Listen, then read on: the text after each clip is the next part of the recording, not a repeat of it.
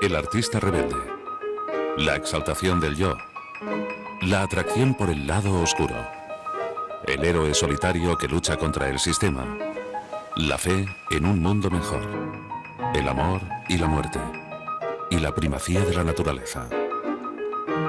Todos estos tótems y valores se encuentran en los productos de la cultura de masas, desde la música de Kurt Cobain, Marilyn Manson y Jim Morrison, a películas como Blade Runner o bestsellers como El Código Da Vinci.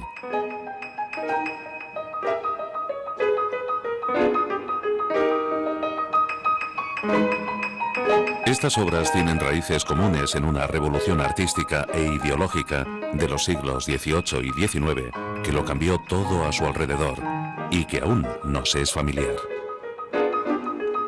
Se llama romanticismo.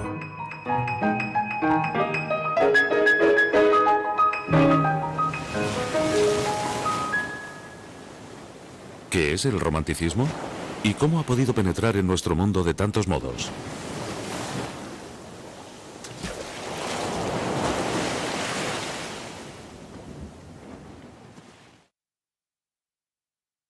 El romanticismo fue un movimiento creativo e intelectual que duró unos 100 años, de 1770 a 1870. No fue coherente y sistemático como el neoclasicismo, pero fue más decisivo a la hora de cambiar las formas de hacer literatura, arte y música, y más útil como herramienta para definir y explorar la condición humana. El romanticismo y sus defensores encarnaban las esperanzas, preocupaciones y aspiraciones de la época. En las primeras fases fue la voz de la revolución, a pesar de que la clase media fue quien lo adoptó y lo promovió. La Revolución Francesa fue el acontecimiento más importante en la transición entre el siglo XVIII y el XIX, por tanto en la génesis del romanticismo. Era una de las primeras veces, no exactamente la primera, una de las primeras veces que se cortaba la cabeza del rey, lo cual significaba la ruptura de la jerarquía. Esa ruptura de la jerarquía había ya sido preparada por la enciclopedia. La enciclopedia organizó el mundo por orden alfabético en lugar de estar organizado por orden divino-humano como lo había estado hasta entonces. La enciclopedia ponía a Dios después de dado, es decir, después del azar. Era una nueva organización del mundo, una nueva jerarquía o una nueva falta de jerarquía absolutamente sin precedentes en la historia, no de Europa, sino de todas las tradiciones. Y eso fue una gran conmoción que, en cierto modo, alimentó las conmociones del siglo XIX y después del siglo XX. Nos hizo más libres que nunca en idea, pero también nos hizo y nos ha hecho más huérfanos de referentes que nunca.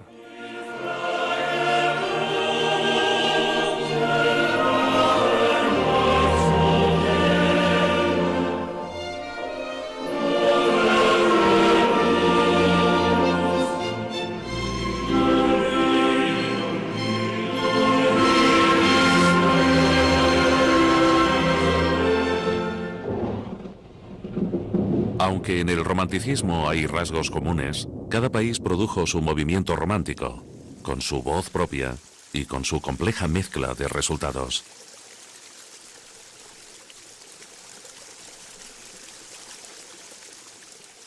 A finales del siglo XVIII, al movimiento del idealismo alemán colaboraron con sus escritos Hegel, los hermanos Schlegel, Schiller, Goethe y Schelling, quienes hablaban de una filosofía de la naturaleza y del espíritu absoluto del arte. Ellos elevaron al estatus de icono el papel del artista, que se convirtió en la personificación de la sensibilidad romántica. A través de su actividad creativa, buscaba sin cesar la esencia de la belleza y de la verdad.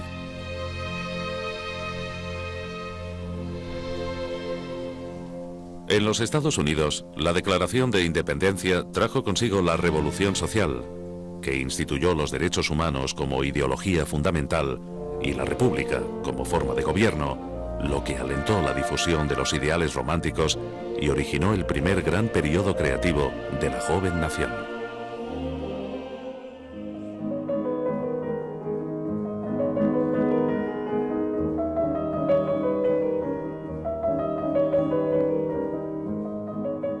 Los románticos europeos habían dado mucha importancia a la poesía, que consideraban un arma contra la desesperación. En los Estados Unidos, Ralph Waldo Emerson escribió que el trabajo de un poeta consistía en hacer que el lenguaje hiciera frente al vacío. Los poetas son dioses liberadores. Cada pensamiento es una cárcel, cada cielo es también una cárcel. Así pues, amamos al poeta, al inventor, quien en cualquier forma, sea en una oda o una acción o en el aspecto y el comportamiento, nos ha cedido un nuevo pensamiento. El poeta nos desata las cadenas y nos deja entrar en un mundo nuevo.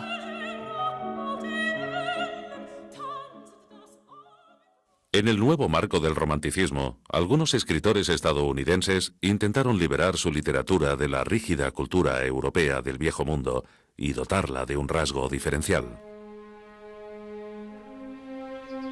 Aunque sea grande el pensamiento de que sin duda ha nacido ya el niño que verá a 100 millones de personas, las más prósperas y avanzadas del mundo, vivir en estas praderas, en las grandes llanuras y en el valle del Mississippi, no puedo evitar pensar que sería más grande aún ver todas esas tierras americanas fundidas en el alambique de un poema perfecto u otra obra estética totalmente occidental, nueva y sin límites. Nuestra de principio a fin, sin rastro ni matiz de Europa, de su tierra, recuerdo, técnica o espíritu. Varios escritores románticos americanos pedían una literatura completamente nueva. Emerson empezó en la década de los 30 del siglo XIX diciendo que los escritores americanos debían desarrollar en sus propias palabras una relación original con el universo. Melville, en su ensayo sobre Hawthorne, dijo: a pesar de que Shakespeare me encanta, en este país la devoción por él es de lejos excesiva y tenemos que acabar con eso, aunque haya un escritor americano menor. Tenemos que valorar a nuestros genios, a nuestros escritores. Walt Whitman se llamaba a sí mismo el bardo americano, el trovador americano. Así pues, a pesar de cierto continuismo del movimiento romántico europeo, había una verdadera conciencia de la identidad estadounidense. Los novelistas adoptaron el ideal romántico y usaron su prosa para deleitarse con las descripciones de sensaciones y pasiones. Invitaban al lector a compartir los sentimientos de los personajes, a sentir empatía con los desdichados. Uno de los primeros protagonistas trágicos fue el Werther de Goethe. ¿Qué es el hombre? Este semidios tan ensalzado. ¿No le faltan las fuerzas precisamente allí donde más las necesita? Y cuando bate sus alas con alegría o se sumerge en el dolor, ¿no se siente detenido en ambos y es devuelto de nuevo a su obtusa y fría condición cuando más anhelaba perderse en la plenitud del infinito?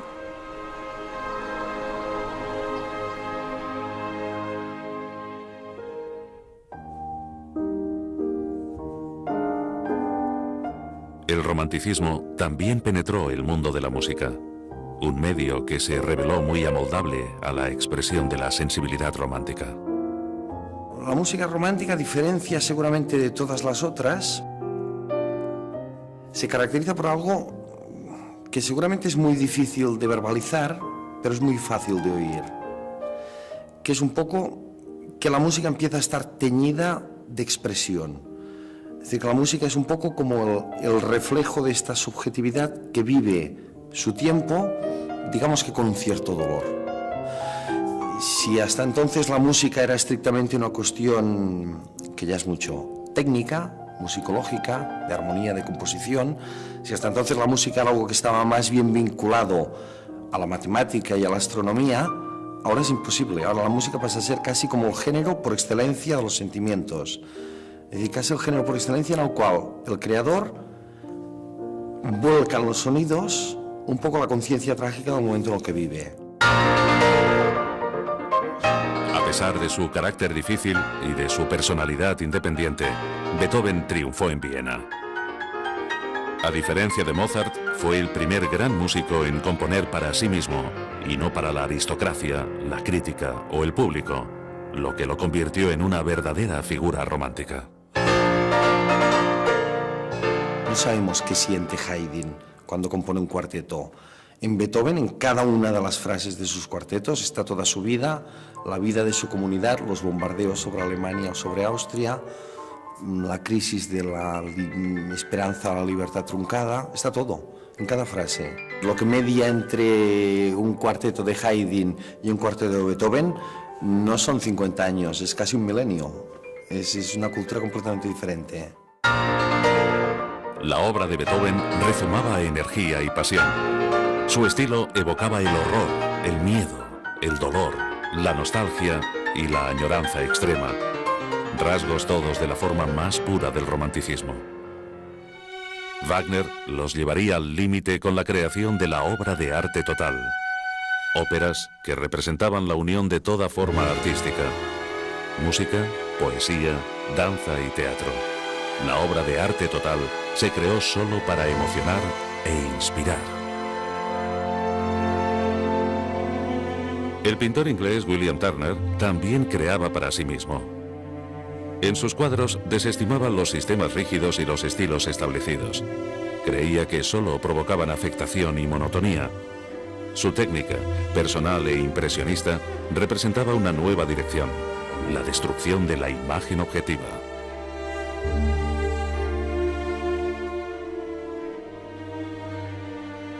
De esta forma, creó sensaciones de lo más expresivas para el ojo y la mente. Sus cuadros reflejan el aspecto emocional de la naturaleza y ponen en tela de juicio las reglas de la perspectiva. No lo pinté para que fuera entendido, sino porque quería mostrar cómo luce semejante espectáculo. Hice que los marineros me ataran al mástil para poder observarlo. 4 horas seguidas me tuvieron atado.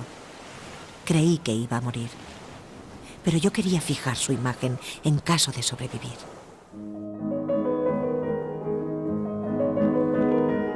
Estados Unidos, los artistas fueron más allá de los escenarios físicos y convirtieron los lienzos en espacios ocupados por el sobrecogimiento y la satisfacción, donde la humanidad podía enfrentarse al universo.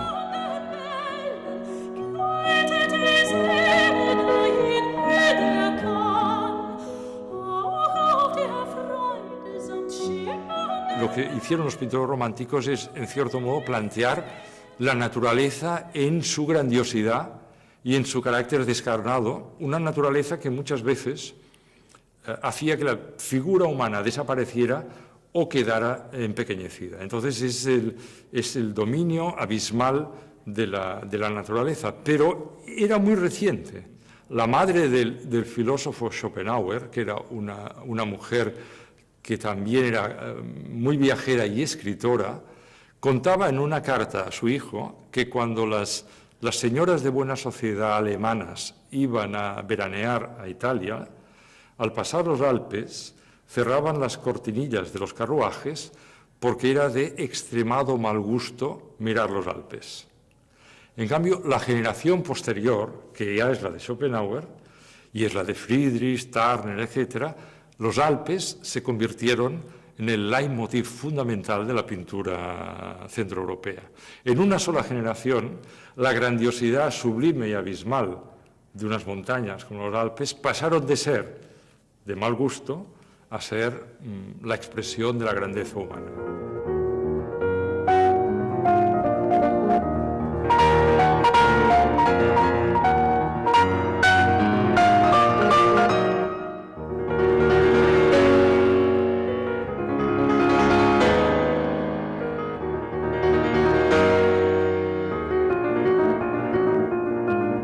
A diferencia del neoclasicismo, el romanticismo no fue una escuela formal ni tuvo un sistema con reglas. Era más un espíritu, una nueva sensibilidad que comprendía todas las expresiones artísticas. Con todo, hay algunos rasgos comunes en las obras pictóricas, literarias y musicales románticas. Lo que une a todos los románticos de toda Europa, más que aquello que proponen, o aquello que viven, o aquello que los unifica como estilo o como sentimiento, es la conciencia de vivir en un momento de crisis. La conciencia de que hay un mundo que ha desaparecido y que ya no sirve. La de encontrarse delante de un campo de ruinas y que todo está por construir. Claro, esto no es algo que lo defina positivamente. Lo define por todo aquello que tienen conciencia de haber perdido. Y frente a lo cual, de alguna manera, tanto un poeta como un pintor como un músico casi huele que tiene un mundo por delante por construir. Entonces lo que lo define es la conciencia del desastre.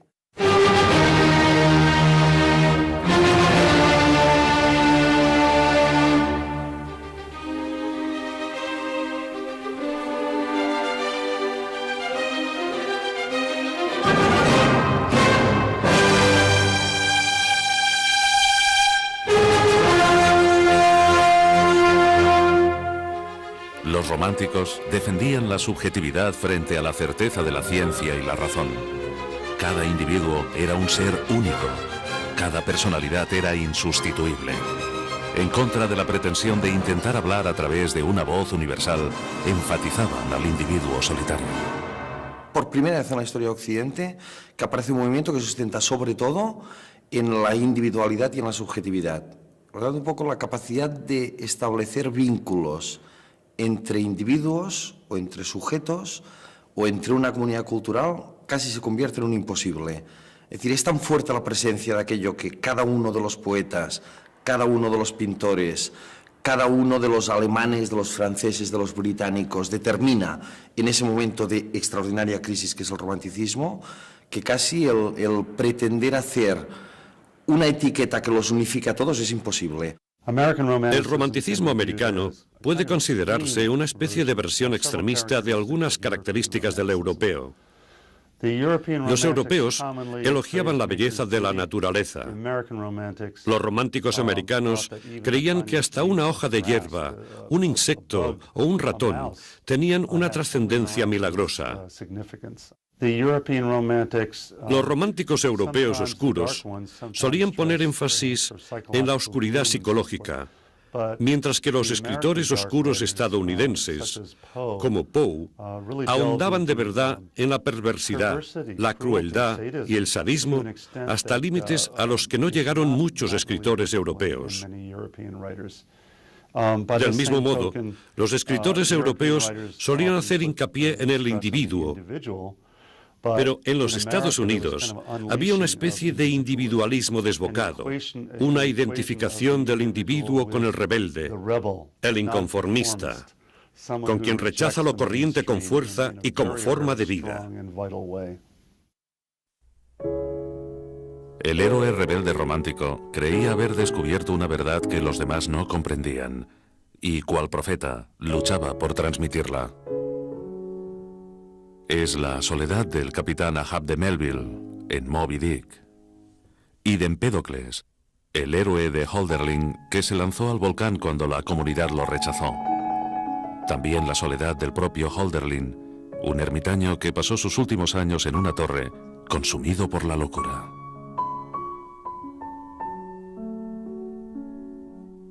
Con amarillas peras y llena de rosas silvestres asoma la tierra en el lago. Vosotros, cisnes benignos embebidos de besos, sumergís vuestra testa en el agua sagrada y virgen. ¡Ay de mí! ¿Dónde buscar durante el invierno las flores? ¿Dónde el fulgor del sol y las sombras del suelo? Están los muros en pie, mudos y fríos, en el viento restallan las banderas. El héroe trágico romántico tiene, diríamos, como dos posibles orígenes, uno más inmediato y uno más lejano. El más inmediato tiene que ver con aquellas corrientes mentales y espirituales a las que aludía antes, de reivindicación de una libertad creativa, de reivindicación de una nueva sociedad, de tensión continua y de rebeldía continua frente a la realidad histórica de la época. Todo eso hace que el romántico se caracterice por una actitud fuerte delante del mundo. Y luego hay un origen más lejano, y es que yo haría pariente el héroe romántico con el héroe de la tragedia griega. Es decir, también en la tragedia griega también proponía un personaje de perfiles fuertes que se enfrentaba a su propia época, que se enfrentaba a las leyes y prejuicios de su época e incluso al destino, con una actitud de valentía y de coraje que muchas veces le llevaba a la propia vida. Los héroes de esta nueva forma de pensar querían creer en la libertad, pero los desilusionó la forma como funcionaba el mundo. A pesar de que combinaban sus disciplinas como superhombres, solían llevar vidas terribles y suicidas, vagando como sonámbulos o nómadas. Byron fue el único escritor romántico que vivió lo suficiente para ver que su nombre se convertía en un adjetivo, un sustantivo, un fenómeno. Era tremendamente conocido, en buena parte gracias a él mismo. Byron dijo, tras la publicación de los 2 primeros cantos de El peregrinaje de Childe Harold en 1812, un día me di cuenta de que era famoso. Byron era igual de famoso como personaje público que como escritor. Era un prodigio, un espectáculo, algo que logró en colaboración con su editor John Murray. Se le hacían retratos que luego se convertían en los frontispicios de sus ediciones. Sus héroes, se llamaran Conrad, Selim o Childe Harold, eran vistos como versiones de Byron que daban acceso a la personalidad del autor. Una de sus primeras amantes, Caroline Lamb, lo calificó de loco, malo y peligroso de conocer. Byron no se molestó. Esta era su única e interesante baza. Byron hizo que el héroe pecador, alienado y misteriosamente inquietante se convirtiera en un producto popular. Odiaba al pueblo, odiaba a la masa, pero la masa y el pueblo no se cansaban. Porque Byron se aprovechó de un fenómeno extraño. Todo el mundo lleva un Byron dentro. Los proletarios,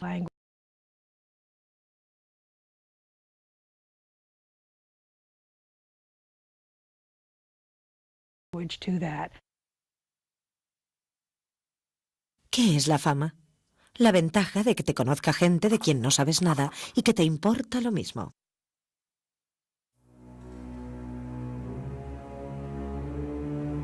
Los románticos escudriñaron la parte oscura de la existencia.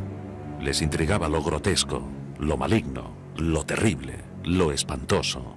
Y eso inspiró una serie de obras que dieron voz a lo que había sido inexpresable y silenciado. De esta forma, pusieron los cimientos de lo que sería el género del terror y años después, sus esfuerzos darían lugar a las novelas de misterio y a las películas de miedo.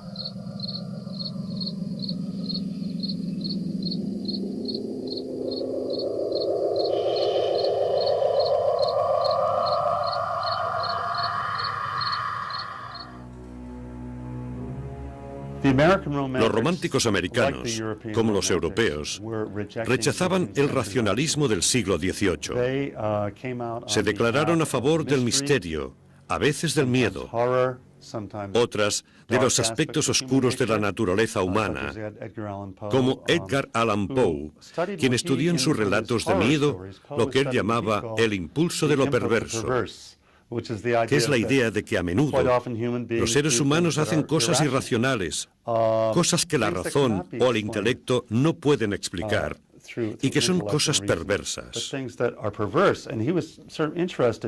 Por eso Poe fue un gran precursor de las perspectivas de la psicología del siglo XX, el inconsciente, la exploración de la mente inconsciente. Hawthorne, Poe y hasta cierto punto Melville plasmaron más que nadie esta visión oscura y creo que constituyen una transición entre el siglo XVIII y lo que pasará luego en el siglo XX.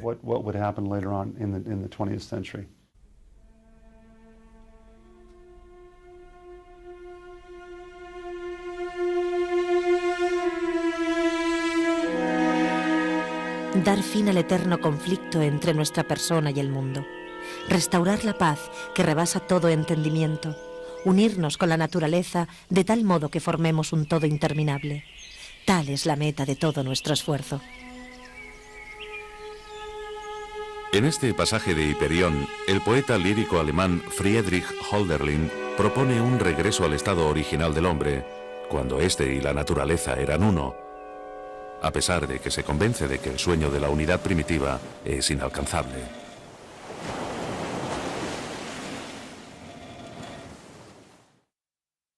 El deseo de fundirse con la naturaleza es común en la obra de Rousseau, Wordsworth, Emerson y Thoreau.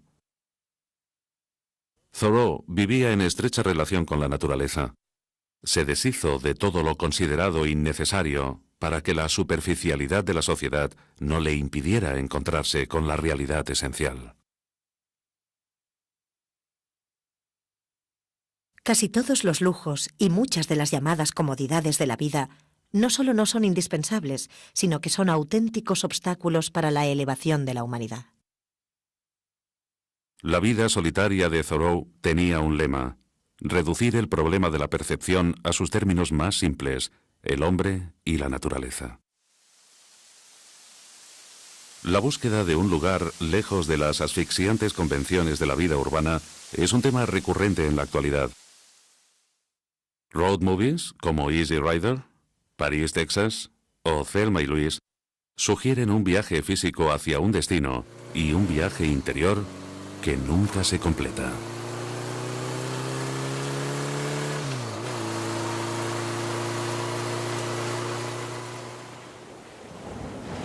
En esencia, se trata de un concepto romántico, un viaje en búsqueda del yo. El héroe como nómada que necesita viajar y arriesgarse para encontrar su verdad personal.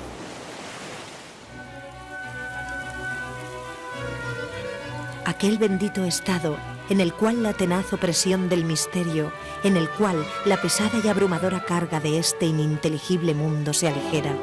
Aquel estado, el más sereno y dichoso, hasta el cual los afectos con dulzura nos llevan, suspendido el aliento de esta armazón corpórea y aún el movimiento de nuestra humana sangre, con el cuerpo dormido yacemos y en un alma viviente nos tornamos, y con ojos serenos, gracias a la armonía y al poder de la dicha, penetramos al centro de la existencia misma. En el romanticismo, la naturaleza es un término complicado porque significa muchas cosas contradictorias y a la vez. Casi siempre entra en juego en una construcción binaria, es decir, es algo que no es otra cosa. La naturaleza no es sociedad, no es civilización, no es eternidad, no es política. William Wordsworth es el poeta de la naturaleza, pero para él eso significa varias cosas. La naturaleza, que él describe como el estado más sereno y dichoso, puede ser el lenguaje de acceso a la eternidad. Un viejo dicho dice que Dios tiene dos libros, la Biblia y la naturaleza. Y la naturaleza es el lenguaje a través del cual uno puede entender a Dios, sus propias relaciones con el mundo más allá de la naturaleza, lo sobrenatural. Pero nuestras asociaciones modernas con lo sobrenatural no tienen que ver con ese estado sereno y dichoso, sino con el acceso a cosas inquietantes y traumáticas. Este es el otro aspecto de lo sobrenatural, algo que se presenta como antagonista del control sobre uno mismo y de la serenidad. Esto es solo Wordsworth con dos sentidos de la naturaleza. Hay un tercer sentido. La naturaleza es la barrera entre uno y la eternidad. Si es un lenguaje simbólico para la eternidad, sigue siendo un lenguaje y no la eternidad misma.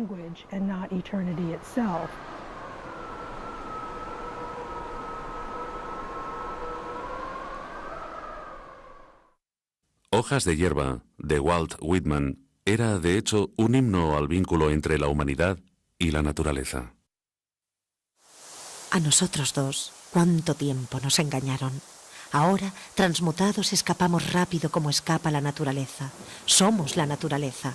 Mucho tiempo hemos estado ausentes, pero ahora volvemos. Nos convertimos en plantas, hojas, follaje, raíces, corteza. Estamos asentados en la tierra. Somos piedras, somos robles, crecemos juntos en los claros. Pacemos, somos dos entre las manadas salvajes, espontáneos como cualquiera. Somos dos peces que nadan juntos en el mar. Somos como las flores de acacia, destilamos aroma alrededor de los caminos, las mañanas y las noches. Los románticos concebían la naturaleza como una madre tierra. Pero aunque en algunas obras puede encontrarse este sentimiento, es más común la vertiente destructiva. El paisaje, como el héroe, puede devenir trágico. La descripción de ruinas antiguas se usaba como un símbolo de la huidiza naturaleza de la vida. A artistas como Piranesi les fascinaba que los embates del tiempo pudieran devastar el esplendor arquitectónico. Y cuando la naturaleza se desenfrena y se vuelve violenta, no hay lugar para el hombre. En su intento por expresar esta fuerza destructiva, los románticos a menudo representaban a un náufrago, a un alma indefensa en la inmensidad del mar, abandonada a su suerte y luchando por sobrevivir. Terminado un peligrosísimo y largo viaje, solo empieza otro. Y terminado este, solo empieza un tercero. Y así sucesivamente, para siempre. Amén. Eso es, en efecto, lo intolerable de todo esfuerzo terrenal. Entonces el mar juega ese papel iniciático de la montaña en su sentido de terribilidad, que se diría respecto a Miguel Ángel, y en el sentido también de conocimiento, ¿no? En el artista romántico, la atracción del abismo es una posible fórmula para sintetizar sus distintas corrientes, porque por un lado es un hombre, es un creador que está atraído por esa inmensidad, pero por otro lado quiere deducir conocimiento, quiere deducir experiencia de esa inmensidad. Es un poco el mismo sentimiento de lo sublime, que nos puede causar miedo, pero al mismo tiempo nos produce una gran exaltación, que sería la culminación de la experiencia estética.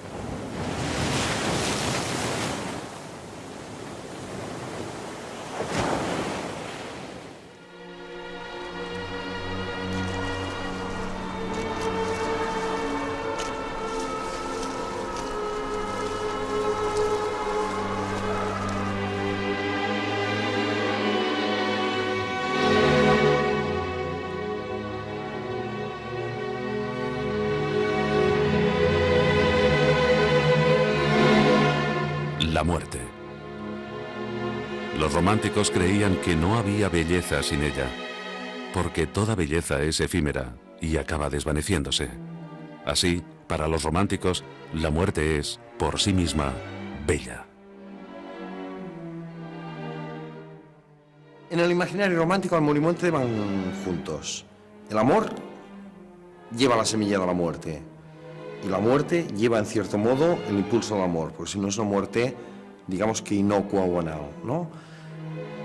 Son dos de las parejas, antes pensadas como separadas, antes pensadas como jerárquicas, casi con la necesidad de que una se imponga a la otra, y que el romanticismo, y de ahí la tragedia, en el sentido propio de trágico, permite pensar como juntas.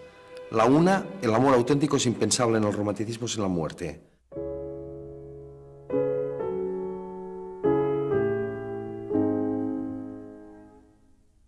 Giacomo Leopardi, el poeta romántico italiano más conocido, escribió que el amor y la muerte son las únicas cosas bellas que ofrece el mundo.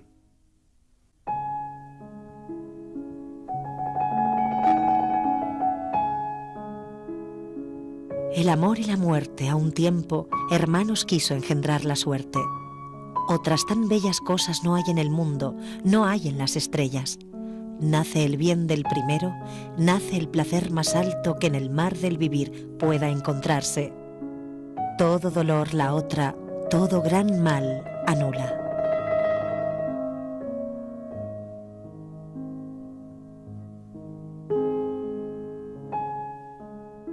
Leopardi creía que los actos de pasión permiten la más absoluta afirmación del yo. Enfrentado a la nada y a la absurdidad de la existencia, el amor puede convertirnos en una fuerza creativa. Cuando llega la muerte, esta restablece la paz en la exhausta alma del amante. Para muchos autores, la combinación de amor y muerte es un descubrimiento acertado, y no dejan de ofrecer nuevas visiones de los dos momentos más sublimes y opuestos de la existencia.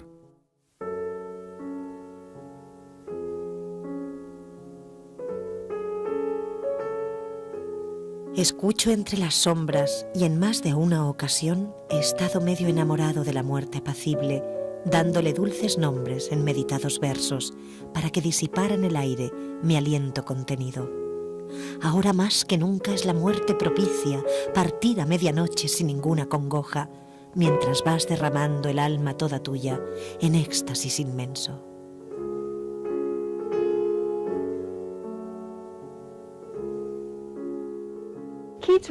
Keats escribe Oda a un ruiseñor en la primavera de 1819. Su hermano pequeño, Tom, había muerto de tuberculosis en diciembre de 1818. Así que cuando dice que ha estado medio enamorado de la muerte apacible, está hablando de las muertes en su vida. La muerte apacible es pura tranquilidad. La muerte es la única liberación del hecho de saber que la vida es mortal, que la mortalidad es la fuente de un dolor, una pena y una agonía inmensos para cualquier ser humano inteligente. Pero lo que hace que Keats resulte tan fascinante es que en cuanto llega a esa especie de idilio con la muerte, se da uno cuenta de que ha estado medio enamorado, de que no ha amado del todo, porque la muerte es el final de la poesía.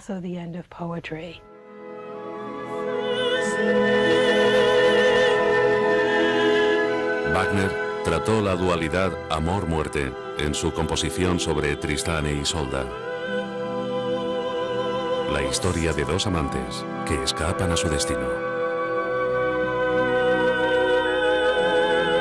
Isolda deja que la muerte se apodere de ella como si fuese una liberación.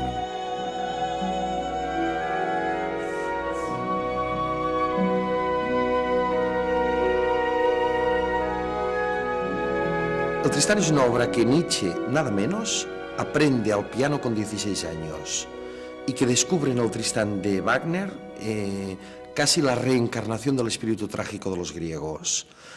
En los 4 años de esta amistad descomunal que unirá a Nietzsche y a Wagner, que es quizás el punto de máxima confluencia en la historia europea entre filosofía y música, se produce en cierto modo el descubrimiento de eso que Wagner ha hecho con el Tristán y que es la reencarnación en la modernidad del espíritu trágico griego. Es un poco lo que hace característico del romanticismo el Tristán y Isolda. No es tanto, digamos, la historia argumental de dos amantes que no se encuentran y se mueren, sino un poco una ópera que consigue poner en escena todas las contradicciones de la vida. El día y la noche, la memoria y el olvido, el querer y el poder, el amar y el morir, el amor y la muerte, un poco todo, y todas juntas y todas irresolubles. En El retrato oval de Poe hay un pintor que está obsesionado con lograr la perfección en el retrato de la mujer que ama. Cuando acaba y se da cuenta de que por fin ha reproducido en el lienzo la belleza de la mujer, esta muere repentinamente. Y entonces la pincelada fue puesta y aplicado el matiz, y durante un momento el pintor quedó en trance frente a la obra cumplida. Pero cuando estaba mirándola, púsose pálido y tembló mientras gritaba: «¡Ciertamente, esta es la vida misma!» Y volvióse de improviso para mirar a su amada. Estaba muerta.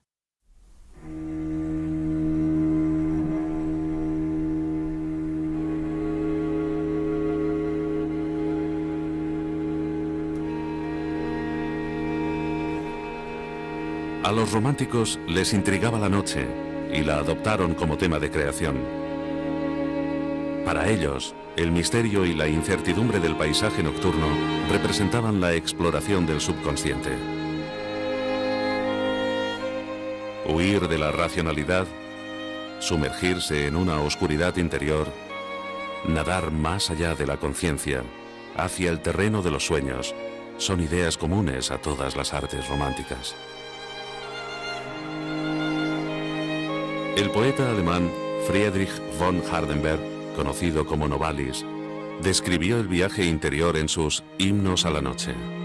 Aquí, el narrador viaja para reencontrarse con su amada Sophie en la tumba y para que se deleiten juntos en el sueño de la noche eterna.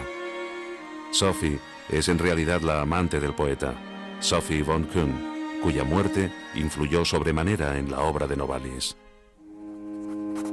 Gloria a la reina del mundo, a la gran anunciadora de universos sagrados, a la tuteladora del amor dichoso. Ella te envía hacia mí, tierra amada, dulce y amable sol de la noche. Ahora permanezco despierto, porque soy tuyo y soy mío. Tú me has anunciado la noche, ella es ahora mi vida. Tú me has hecho un hombre, que el ardor del espíritu consuma mi cuerpo, que convertido en aire, me una y me disuelva contigo íntimamente, y así va a ser nuestra noche de bodas. Los nocturnos de Chopin se encuentran entre sus composiciones para piano más conocidas. Creó piezas meditativas que eran fundamentalmente líricas y que tenían una gran fuerza expresiva. Nada tenían que ver con los correctos nocturnos de Mozart y Haydn, que se tocaban en los palacios y los jardines de la clase alta austríaca. La gran metáfora desde los griegos en toda la cultura occidental era la metáfora de la luz y por tanto la metáfora del día. Y la noche es un paréntesis del día. Desde los griegos la noche es el periodo de interrupción, es el periodo en el que desaparecemos, nos ausentamos de la vida durante unas horas. Claro, para los románticos la noche no es ningún paréntesis de la vida, la noche es la auténtica vida. Y es la auténtica vida porque es el momento en el cual el sol, con todo lo que conlleva, en este caso sí como metáfora, desaparece. Desaparece la luz, desaparece la claridad, desaparece la razón, desaparece la conciencia por la cual las cosas aparecen claras y cada una en su sitio, y en la noche todo se difumina, todo cambia de aspecto, todo se convierte en otra cosa, y en la noche todo deja de estar claro. Es decir, en la noche es un territorio en el cual, de alguna manera, la auténtica vida, tal como la entienden los románticos, puede producirse, que es la vida de la imaginación, la vida del sentimiento, la vida, en definitiva, del gran imperativo romántico, por excelencia, que es la de la libertad.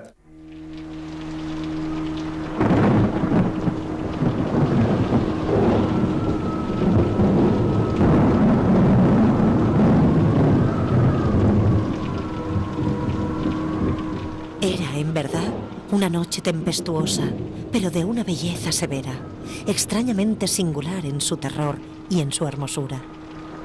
Las superficies inferiores de las grandes masas de agitado vapor, así como todos los objetos terrestres que nos rodeaban, resplandecían en la luz extranatural de una exhalación gaseosa, apenas luminosa y claramente visible, que se cernía sobre la casa y la amortajaba.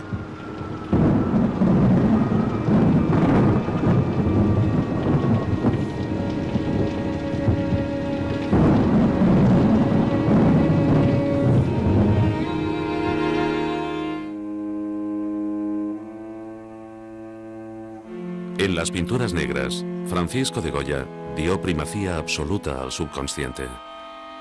Mezcló las caras del miedo con paisajes oscuros, desolados y deshumanizados, y exploró las sombras de la perversidad, el mal y la brutalidad, porque creía que el sueño de la razón produce monstruos.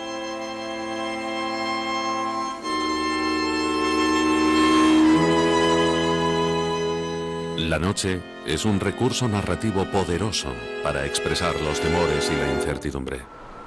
El territorio de la oscuridad y la niebla nos niega el orden y la armonía de la naturaleza. Goya y Turner pintaron un nuevo capítulo de la historia del arte al proyectar sus percepciones subjetivas en una visión borrosa del paisaje. Y con ello, se convirtieron en los verdaderos fundadores de la pintura moderna.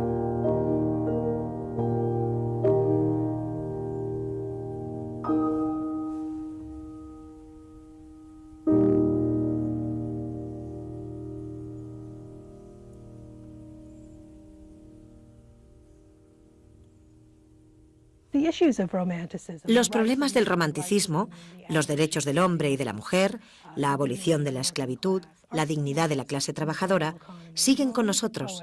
Y los poetas románticos, que fueron uno de los primeros grupos críticos de escritores en tratar estas cuestiones con un lenguaje de protesta muy inspirador y con una imaginación visionaria, a menudo aparecen en la retórica política moderna. A la vez, la parte oscura del romanticismo, lo que yo llamo el romanticismo de Frankenstein, sigue también con nosotros. Cada vez que hay una innovación en la ciencia, ingeniería genética, clonación, la bomba nuclear, un nuevo alimento, el término Frankenstein aparece para describir la peor pesadilla de la innovación tecnológica.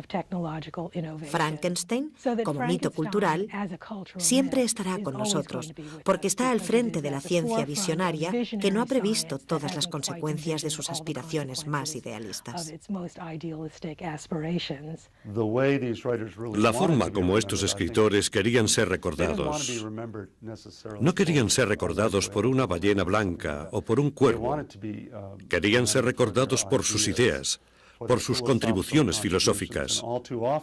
Muy a menudo, en la cultura popular, se olvidan, se dejan de lado los aspectos más profundos de estos escritores. De alguna forma, nos quedamos con el envoltorio, las imágenes, y las usamos para nuestros propósitos. Por otro lado, es cierto que en los siglos XX y XXI ha habido mentes privilegiadas que han seguido algunas de las corrientes de pensamiento. Poe perduró a través de los simbolistas, los decadentes y la escuela del arte por el arte, y también a través del género de terror de finales del siglo XX. De Melville, mucha gente opina que fue el padre del modernismo, con su cruda visión de la condición humana. El movimiento por los derechos civiles, sobre todo Martin Luther King, quien estaba influenciado por Thoreau, usó la desobediencia civil como un medio de protesta poderosísimo contra la segregación.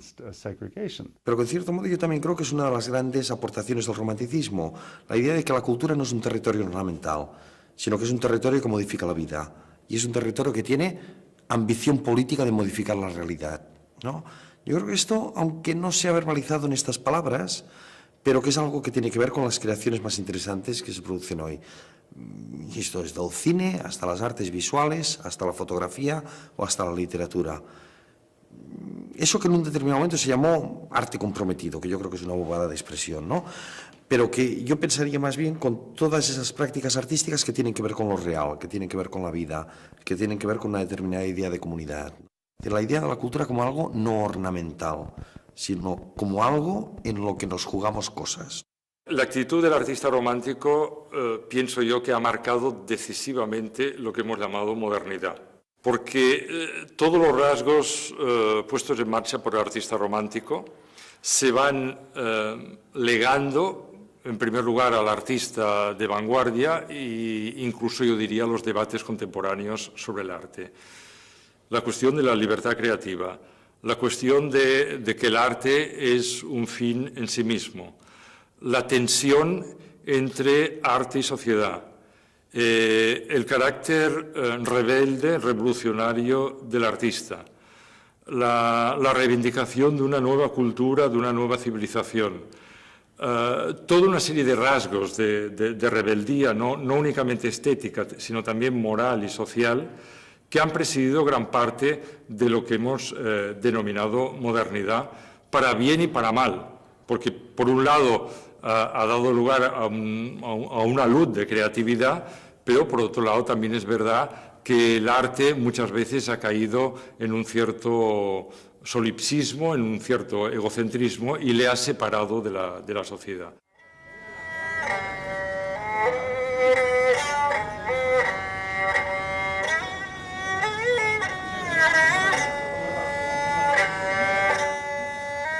No podemos entender del todo el siglo XX sin estudiar el romanticismo. Su capacidad de evolucionar sin dejar de ser fiel a sus temas principales lo ha convertido en el primer y hasta cierto punto en el último gran movimiento cultural de los tiempos modernos.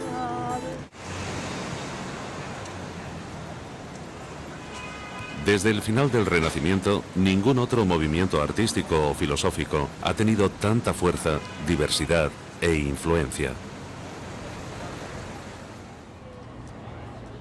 En esta época de consumo ostentoso, en la que prolifera una cultura de collage, una cultura de pastiche, y en la que hay una falta de conexión con el pasado, es importante redescubrir el extraordinario legado del romanticismo.